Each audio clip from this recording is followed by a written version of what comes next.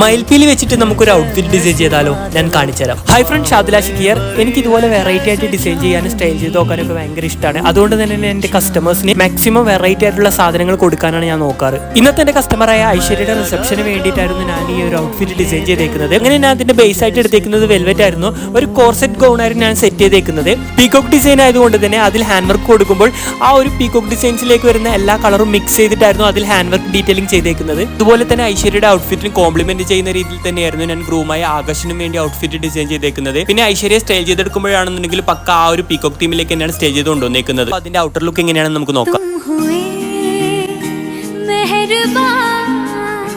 तो है ये दास्तां